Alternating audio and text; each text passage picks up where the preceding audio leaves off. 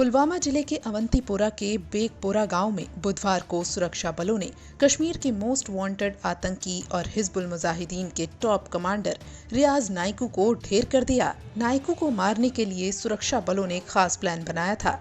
आपको नाइकू के खात्मे की अब इनसाइड स्टोरी बताते हैं, वो भी सिर्फ 10 पॉइंट में। पुलवामा में अपने ही गांव बेगपोरा में मारा गया रियाज नाइकू गांव बेगपुरा में अपनी मां से मिलने आया था, लेकिन सुरक्षा बल कई दिनों से रियाज नाइकू को ट्रैक कर रही थी और फिर सुरक्षा बल को नाइकू के गांव बेगपुरा में अपने घर पहुंचने की खुफिया सूचना मिली।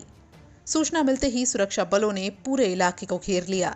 1 से लेकर 1.5 किलोमीटर तक पूरे इलाके को घेरा गया और फिर जिस घर में नाइकू था उसे ब्लास्ट कर उड़ा दिया गया। बावजूद इसके नाइकू यहाँ से बचकर निकल गया और दूसरे घर में पहुंच गया, लेकिन फिर दूसरे घर में सुरक्षा बलों ने नाइकू को ढेर कर दिया।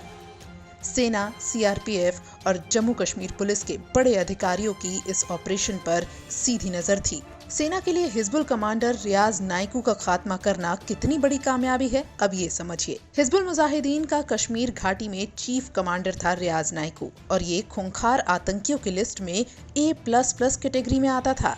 रियाज नाइकू आतंकी बुरहान वानी के मारे जाने के बाद बड़ा आतंकी चेहरा था। सब्जार बट के खात्मे के बाद नाइकू ने ही संभाली थी हिजबुल की कमान। भारत विरोधी दुष्प्रचार के लिए पाकिस्तान का एक तरह से ये पोस्टर बॉय था और कश्मीर के स्थानीय आतंकियों में नाइकू की बेहतर पकड़ थी। नाइकू ने कश्मीर के युवाओं को आतंकी बनने के लिए उकसाने का काम भी बखूबी करता था। हिजबुल मुजाहिदीन का ये कमांडर पुलिस वालों के रिश्तेदारों के अपहरण में भी शामिल था और सेना ने नाइकू के ऊपर 12 लाख रुपए का इनाम भी रखा था, मगर 4 बार ये सुरक्षा बलों को चकमा देकर बच चुका था।